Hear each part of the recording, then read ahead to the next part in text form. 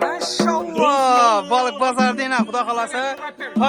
Assalamu alaykum. İnşallah bugün Tişaylı balık pazarını çürük patmuzga gap qo'shishim mumkin emas. İnşallah balık sezon aksiyalar bo'lib yapti. Gelaversa xuda xalasa kanalga yangi bo'lsanglar birdan subscribe bilan obuna bo'lib qo'yishingiz mumkin inşallah. Badishlar bo'lib turasizlar. Omon bo'linglar. Maşallah balık pazarı deyinə xuda xalasa patmuzga ketib yapti xuda xalasa. Balıkçı son. 35'ten balık var, doğru mu? Maşallah balık pazarda balıkçılar koş kayıttır sattırttılar yine. Ya burşun gelemez. Sen de balıkçısın ait ne? 25 bin soma soydurup veresen mi? Patmuzka getirip yaptı bunlar. Ya burşun gelemez. Ökten bay, muzkaya koşamız. Esselamu aleyküm. Muzkaya koşu veremiz. Bunu xuda xalası 35 yaşında. Selamun aleyküm. Tayaratıp veremiz. Hem dele boyunam könlü başını çürtürsen. Ya o edebiyatını koynana. Maşallah. Gap buluşun gene.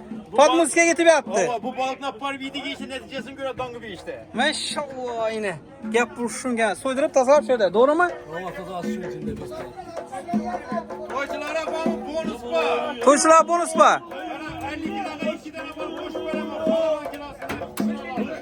50 kilo 2 balık, içine balık, siredinsinden, çalısından. Toyçular. Bunu toyçunun yüzü aladı. Toyçun özü. Seyla balık, doğru mu toyçun özü? Maşallah benim. Gap kurşun gelmez. Hafız mı? Hafızını sırada mı? Gap kurşun gelmez. Bostanus kanalı. Havana bak koyasılar, şagird. Yine, xuda xalasa. O bular oynayıp yaptı ki bular balıklar, ne de? Hoş calıraga din oynayıp yaptılar yine. Lezgiye çocuk oturttu bular. Önceden giygen adam giyse lezgi boktu. Maşallah. Daha kadar lezgi gibi boktu dedi. Balıklar lezgi şu yaptı yine.